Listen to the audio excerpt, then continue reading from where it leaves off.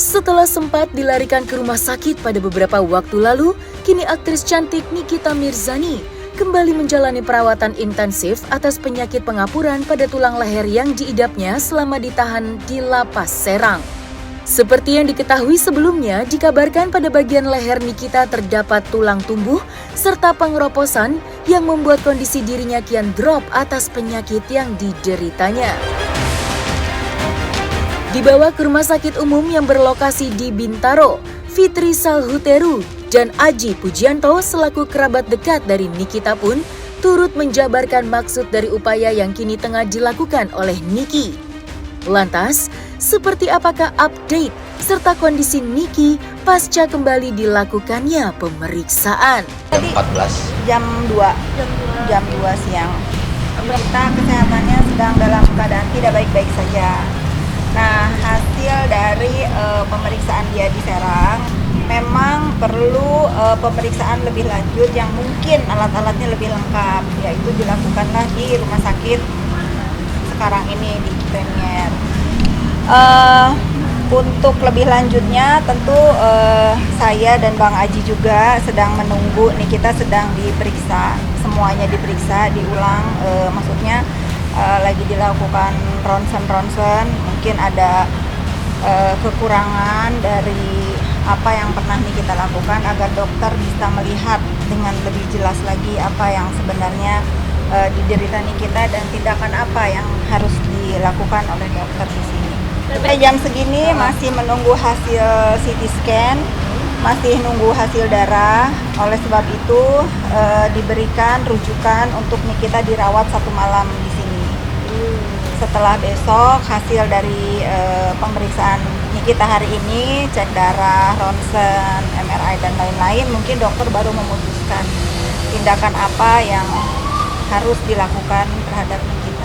Ini ya, kalau mungkin orang biasa tidak sekuat Nikita, saya lah, misalnya saya mungkin sudah terkapar karena ngelihat hasil ronsen dia kan tulangnya keropos ya, bolong-bolong, mungkin karena dia terlalu kuat jadi ya dia merasa ya kuat aja jalan. Mungkin kalau orang lain sih, menurut yang sakit, pernah sakit seperti Niki, nggak separah Niki pun katanya sih sakit banget kan. Tentunya didampingi oleh yang berkewajiban mendampingi Nikita, ada Bapak Polisi, ada Bapak Jaksa, ada juga dari pihak rutan. Karena kebetulan saya yang memang hadir ya, mendengarkan bersama dengan Jaksa, kebetulan ada Pak Jaksa penuntut umum juga, mendengarkan secara langsung penjelasan dari dokter yang dari RSUD Derajat Prawira Negara itu dari Serang, di mana Niki itu terjadi pengeroposan di tulang C5 dan 6. Yang dimana yang paling parah itu adalah di tulang yang ke-6, ya, C6-nya itu terjadi pengeroposan bahkan sudah bolong. Jadi sudah bolong, dia sudah luka. Nah, dan ini perlu ditangani secara serius. Dan makanya kenapa sampai dirujuk untuk ke rumah sakit yang lebih lengkap alatnya untuk lebih mendalami ya, untuk memproteksi penyakit apa yang diderita oleh Niki itu sendiri. Ya, artinya di sini kan sudah lebih lengkap alat-alat medisnya, dan tentunya rujukan itu semata-mata bukan hanya dalam rangka untuk check up ataupun tes semata gitu kan, bukan terapi, tetapi di mana di sini ada dalam rangka tindak lanjut, bahwa di sini harus ada yang namanya penanganan serius dari dokter untuk penyakit yang memang diderita oleh Niki. Artinya di sini adalah upaya tindakan namanya. Jadi harus ada upaya tindakan. Kalau bicara yang namanya ini periksa semata periksa, kalau periksa kan cukup di RSUD kan sudah diperiksa. Nah, artinya kalau sudah dilarikan ke sini, alat yang lebih canggih dan dokternya yang lebih memang ahli di sini,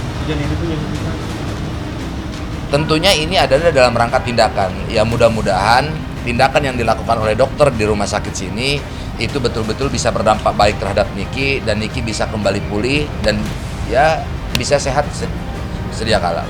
Kan kalian dengar sendiri kemarin di persidangan Nikita terakhir, Nikita memohon kepada Bapak Hakim agar diberikan kelonggaran untuk dirinya melakukan pengobatan lebih lanjut lagi. Ya mungkin ini menjadi perhatian Bapak Hakim juga, sehingga Bapak Jaksa yang terhormat juga bisa memberikan Nikita waktu untuk berobat di sini, gitu, agar Nikita siap menjalankan sidang tanggal 29 nanti, gitu kan. Kalau nggak diobatin takutnya nanti tanggal 29 Nikita nggak sembuh, kasihan yang mau hadir katanya nggak ketemu Nikita ya.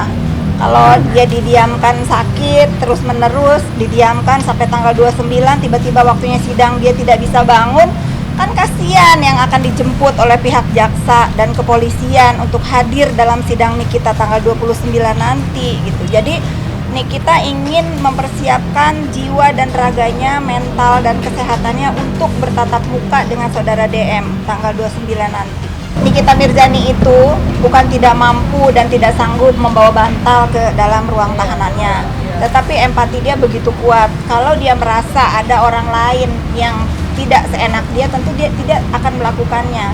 Jangankan urusan bantal, urusan makan juga kan dia harus sama dengan tahanan yang lain. Saya rasa ini contoh baik buat teman-teman semua yang bermasalah, khususnya yang sedang ditahan. Berlakulah seperti Nikita. Memang aturannya seperti itu, namanya juga sedang dalam masalah, ya ikutin aja fasilitas yang ada, ya sama aja dengan yang lain gitu. Enggak manja gitu ya, enggak minta tiba-tiba minta bantal khusus gitu, enggak. Memang kalau dia memang merasa sakit harus berobat, ya dia minta haknya sebagai warga negara Indonesia yang juga ada aturannya, memang dia berhak untuk berobat.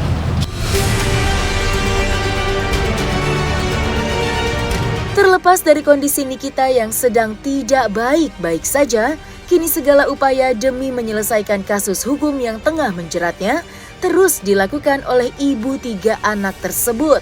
Seolah tak gentar menghadapi Dito Mahendra selaku pelapor atas kasus pencemaran nama baik yang melibatkannya, mewakili Nikita, Fitri Salhuteru dan Aji Pujianto menegaskan jika pihaknya terus menanti kehadiran Dito Mahendra. Ya, seperti yang diketahui sebelumnya, Dito Mahendra kerap mangkir dalam persidangan sebagaimana pihaknya menegaskan bahwa kekasih dari Nindi Ayunda itu tengah mengidap penyakit demam berdarah yang memaksa dirinya tidak bisa menghadiri persidangan. Lantas, seperti apakah pesan tegas yang coba disampaikan oleh Fitri Salhuteru dan Aji Pujianto dalam menanti kehadiran Dito Mahendra? Tunggu aja nanti, siapkan saja sama saudara terlapor, kira-kira dia pasti tahu kok apa yang akan ditanyakan sama Nikita. Nggak mungkin dia nggak tahu, dia pasti tahu pertanyaan-pertanyaan yang akan Nikita lontarkan. Itu aja siapkan, karena dia akan menjawab di muka hakim, di muka majelis hakim yang terhormat, di depan masyarakat juga, kalian media ada, di depan JPU juga. Ya siapkan saja, kan lawyernya pintar katanya ada taktik. Coba tanya, tahu nggak apa yang akan dia jawab nanti kalau Nikita bertanya? Mateng nggak taktiknya itu, jangan gagal terus. Itu pokoknya intinya Nikita tidak akan mau melakukan sidang selama korban tidak hadir di depan majelis hakim yang terhormat. Bang Fahmi sudah bilang lawyernya mau 100 kali sidang pun kalau ada ya 100 kali ditunggu, karena itu udah menjadi kewajiban. Saudara yang melaporkan Nikita harus terlebih dahulu dimintain kesaksiannya. Jangan ngadi-ngadi. Kecewa pasti ya, karena emang ini kayaknya emang maunya Dito selalu menunda-nunda supaya saya makin lama di dalam penjara, tapi nggak ada masalah. Katanya kan nanti hari Kamis minggu depan tanggal 29 dia akan dijemput paksa. Mudah-mudahan itu terrealisasikan penjemputan paksa itu ya, karena kan katanya harus pakai mobil polisi juga. Jadi saya juga mau lihat bagaimana kinerja polisi Serang bisa menjemput paksa seorang Dito Mahendra. Saya sama Bang Haji juga kecewa. Iya. Jangankan Sangat Nikita. kecewa. Apalagi Nikita, saya sama Bang Haji yang menemani Nikita di sini udah pasti kecewa, apalagi Ya, ada dia. indikasi, karena ada indikasi unsur kesengajaan supaya ini berlarut-larut kan gitu. Jika nanti hari Kamis si D tidak datang, Saya masih meyakini hari Kamis saudara yang melaporkan kita akan datang beserta 3 saksinya, kalau nggak salah gitu ya. Iya, Harus datang semua kan harus datang semua. saksi-saksinya. Nah, kalau misalnya nggak datang, ya saya serahkan lagi ke aparat hukum, penegak hukum, masih layak nggak diterusin ini kasusnya Nikita gitu. kita berharap you menanggapi semua persoalan ini dan berstatement di media dan bertanggung jawab atas apa yang sudah kalian perbuat.